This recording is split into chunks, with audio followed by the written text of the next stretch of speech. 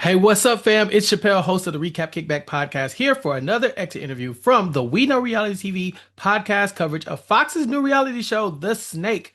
With me, my lovely co-host Jenny Autumn, and our most recently eliminated contestant from The Snake, Christine. Christine, how are you? Hi, I'm doing as good as I can. So, All Christine, we things were considered, friend.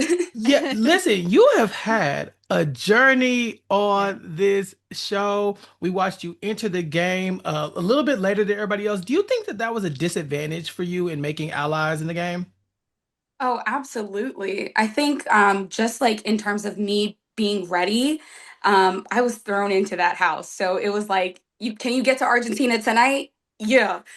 So it was like a lot quicker than having time to like think about strategy, think about like, even just how you present, how you look, your hair, your outfit, the way that you talk to people.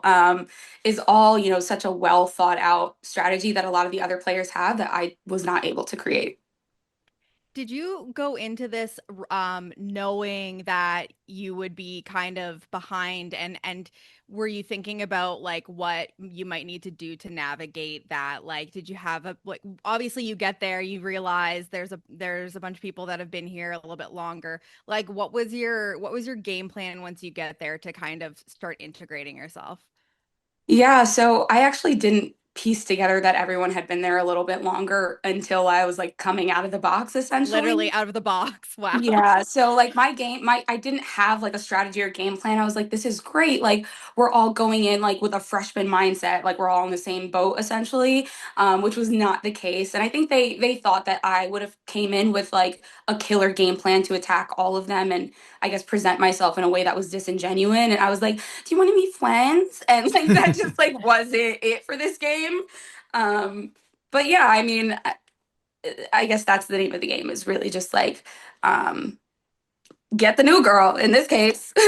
And they hmm did that. hmm So Yeah, so one of the allies we did see you make early on was Cowboy Cody, and it seemed like y'all had a really close connection in the game, but he's gone very quickly. Tell us about how that came about, what that was like, because I don't know, I'm not trying to get all in your business, but it looked like he was feeling you from the moment he saw you come out the box. baby, you can get in my business. I got it to give. So listen, once I came out of the box and saw the cowboy, I definitely like thought that he was attractive, but didn't really think anything of it. And it was coming into the house that like every single player pulled me to the side and was like, this man is in love with you. Believe it or not, the day before you came, he described like his perfect woman is actually a brown woman with curly hair, very classy, and like he loves brown women. That was like drilled into my head for every conversation I made with every player in the house. So like every conversation really just surrounds around like my appearance being perfectly curtailed to this man and like are you going to go for him? You know he hates blondes. He loves brown women. It was like it was a very like fetishizing experience. And I'm not really sure like to what extent I'm supposed to explain that, but that was my 24-hour experience. And I'm still figuring out ways for me to tell that story independently on my own, hence why I don't post a lot, I don't talk a lot. Do I know that whether or not like he felt true feelings for me? I don't. Um, Particularly because of some things that he said to me outside of the show, like afterward, that were quite damaging.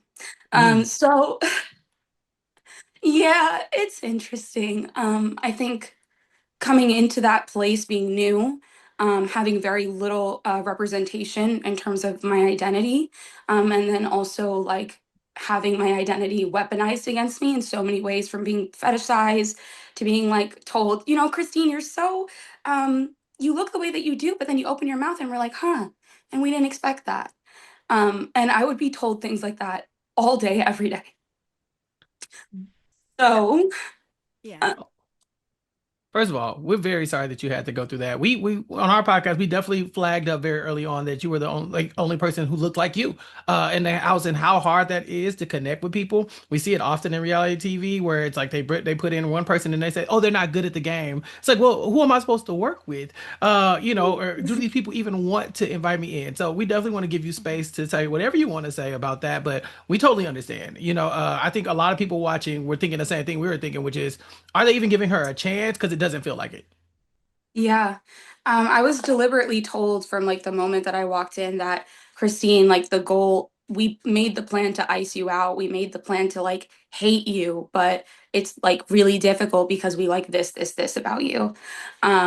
So I would definitely say that a lot of the people in the house were allowed to emote and cry, and a lot of the time those tears were fake.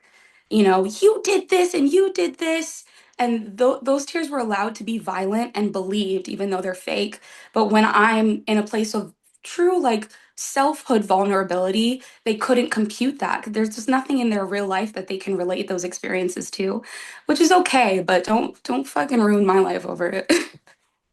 100%. Like, the way that you responded to the speaker challenge or whatever it was, where you're hearing all of these really difficult and harsh things said about you, I think, really speaks to like this was a real emotional response. None of these tears are fake or and are being weaponized. And then, it's a very difficult experience, joining the game late and then having to work against this differentiation that's being, created here.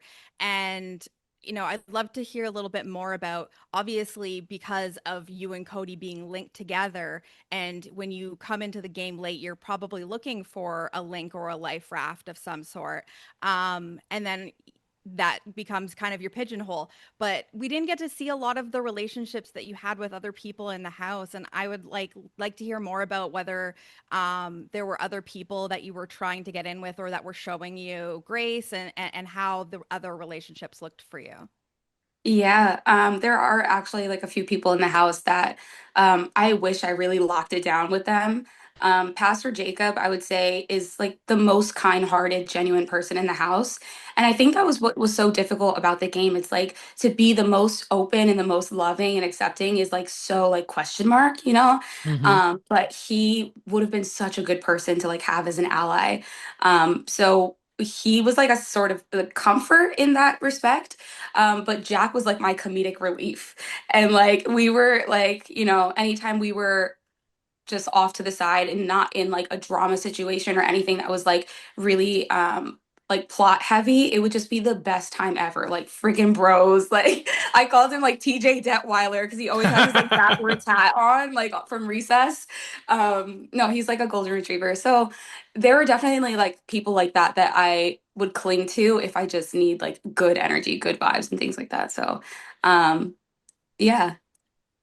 What did you think about Pastor Jacob? Because when you get into the house, they're already at odds with him, and from everything that we've seen, getting to watch the actual show, he seems like an amazing guy that you just would want to be around. But this bro versus Pastor Jacob thing was going on. What were your role in that feud between those two sides?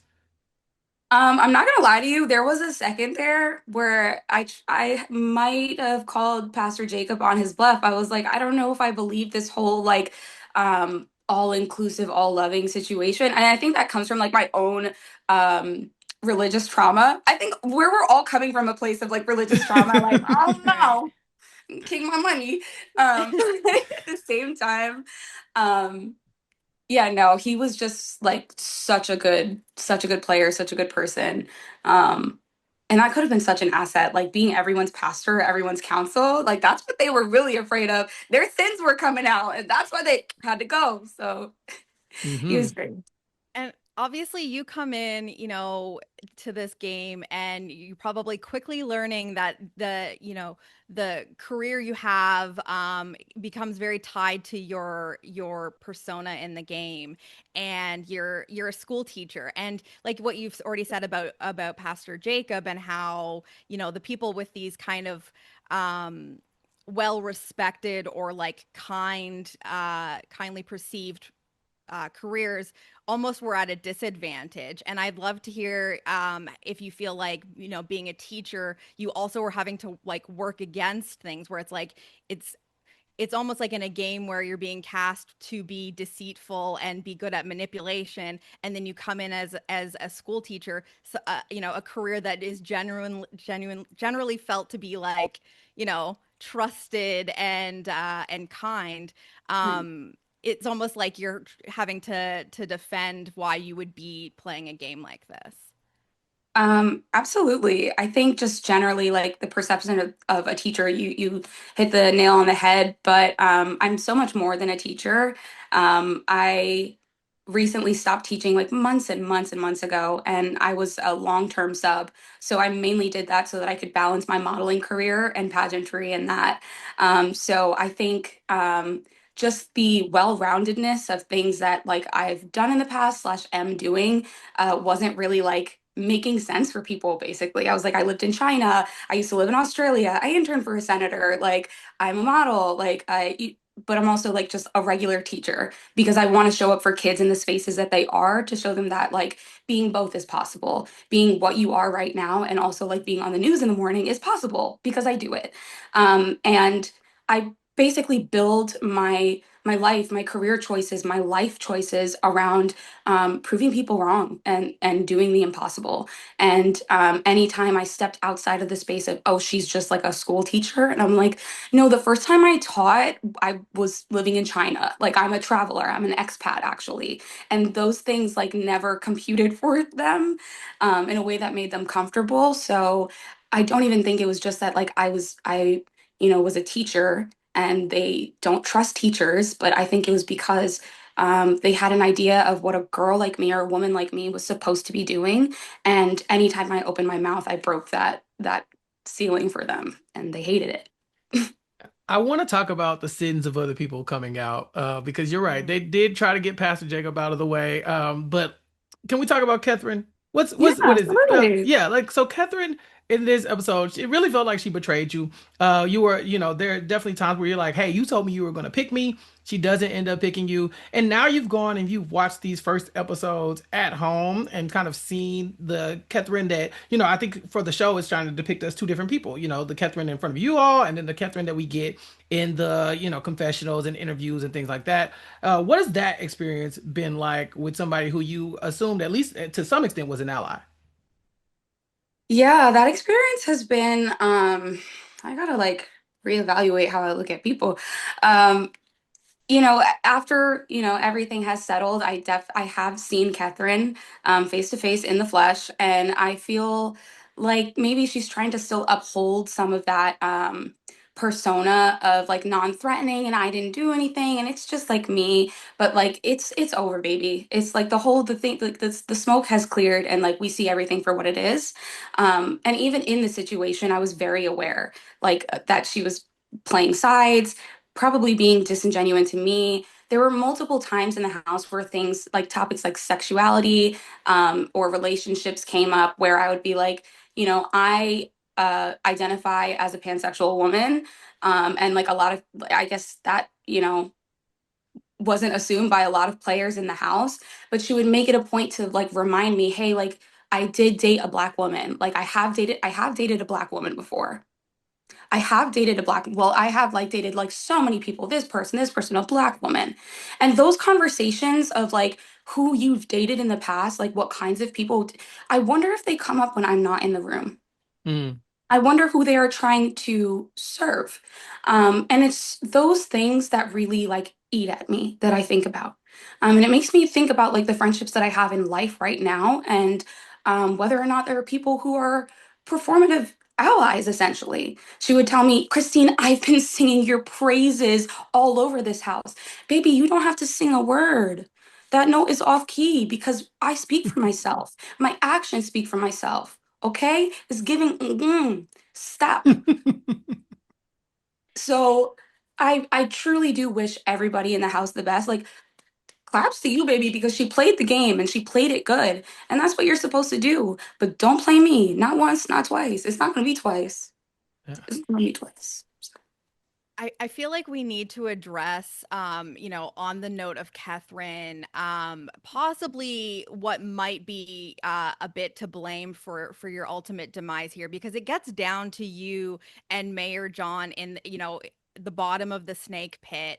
And it really seems that everyone is pushing Jordan uh to eliminate John. It seems like, John is the ultimate target here. But then we're gonna get this reveal from Jordan, where she is saying, I heard that you were coming after me and Katherine. You called us fake bitches. And this is a pretty big claim that's being said. What truth, if any, was there to this statement? And how blindsided were you by that revelation from Jordan at the ceremony? I felt like the ground had fallen beneath my feet and I was going to like the pits of hell. There's no truth to the statement. I've made multiple attempts to be friends with Jordan in a way that wasn't like, again, performative. I've given her a friendship bracelet that says ride or die. And I even passed it to her off on the side so it didn't look like I was making like a big spectacle, like, get the cameras, everybody gather around, Jordan, this is for you. I was like, here, girl, like, I didn't forget you, this is for you. And those bracelets are expensive, mind you. I gave a couple of them out. Anyway, um, yeah, like there were so many times that like even when she was sitting on the couch and she was like, I'm really sorry, Christine. Like I tapped her arm. Like I'm not gonna be like, Jordan, like I accept your apology right now. I just got so many people telling me that they hate me. So I kind of just gave her like a reassuring, you know, gesture. And she asked specifically multiple times for no one to come up to her and like try to convince or sway her otherwise, like to make her choices. So I really wanted to show her that like I respect you, like I see you as like a good leader, a viable contestant. Like you are this, like you are the girl right now. So I'm not gonna mess with your stuff. Um and she didn't and to me those are real values and assets in an ally. Honesty, respect, boundaries. I really thought that those were like things that are valued in a friendship, but not someone who's being puppeteered, quote unquote, a puppet is not going to see the value in those things. They're just gonna kind of bandwagon or do what they have to do. So no, there's no truth to the claim that I called Jordan a bitch. Did I feel like she was being a bitch in the moment that she was making those claims and cutting me out? And Katherine said that she would save me multiple times and never did a lick for me. Multiple people in that house said that they would do multiple things for me, but I just found myself constantly outpouring. Yeah, no, it's not going to be that. It's not going to be that. Let's talk about the challenges. Did you have fun? Yeah. I'm not gonna lie to you. Like the roaches was it was terrible. Did I projectile vomit multiple times? Yes, but Understood. that adrenaline was like crazy. Like there's actually nothing in the world that I cannot do. Like I used to call my dad if I saw a centipede. He was like a state away. Um, no, like I'm good. I'm good. Yeah, just like little things like the dinners and like getting ready and like doing our makeup. Like that's the shit that sorry, excuse me. Those are like the little things that I love, like being a girl and like those moments and like the challenges they were exactly what they were. They were challenges, but I definitely feel so much stronger mentally, physically, and emotionally having put myself through that. Like the next level is literally childbirth. So let's get to it. Yeah. Well, honestly, just even coming into the game at the disadvantage that you were at, like, is the chat like probably the biggest challenge of all with trying to navigate these social relationships at that disadvantage. I will say in the coffin challenge that we just saw, I there was a second I thought you had it because the way it's edited, you're like the first person to acknowledge that there's 5 letters in the answer, which it's like, and then other people are like shouting out words that it could not be because it's not 5 letters. And I was like, oh, here comes Christine. So Yeah. I gotta ask about the nails Ooh, on the black scratching. paint, trying to get like, was that as terrible as we thought that it had to have been? Literally nails on a chalkboard. I'm so Right. sorry. It was not great. And it was the one day that I took my press-ons off. Like I every day I'd be No. like, time to do my nails. And today I was like, yes, let's go. And it'd be the one day that I needed my nails. It was terrible. But I'm really great at like puzzles, and not to toot my own horn, but like I love like word games, Do it. puzzles, like little brain teasers. So like I was enjoying it. I was on to something, but bees were holding me back. So yeah, it was fun. It was definitely a good time. And I was like happy as hell to see Jordan win. Like, you know what I mean? Like when the girls win, I don't care. Like but it wasn't me this time. Next time, I'm gonna have my nails done, everything, lashes together, on point. So you said next time. Do you Yeah. plan on doing more shows like this? Can we find you coming up on anything new? You working on something? Tell everybody where they can follow you, where they can keep up with what you're going on, and if you're interested, could we see you on reality TV again? You can follow me on Instagram at underscore Christine Pierre. Hopefully, in the future, if everything pans out, you will be seeing me on another show. Right now, I'm just working on some travel content, so I'm going to be around a little bit, but you will definitely be able to keep up with me. But yes, I want to do another show, just like no backstabbing, no evil bullshit, a little bit of evil bullshit, but no backstabbing, no roaches, and more bikinis. And let her come in right off the jump. Right, day one. And no Day one. crates or boxes. That's no. Right. Do you have anything else you want to share with our listeners before we wrap up? I definitely will be telling way more of my story, behind the scenes, little anecdotes that, bites that I know you guys are gonna like. So stay tuned, stay up to date on my Instagram, and yeah, I'm excited for the future. Thank you All guys so right. much. No problem. Same. Everyone, that was Christine, the most recently eliminated contestant from The Snake. To keep up with more of our coverage of The Snake and other reality TV shows, please subscribe to the We Know Reality TV podcast feed on WeKnowRealityTV.com. Peace. This is RHAP. We know reality TV.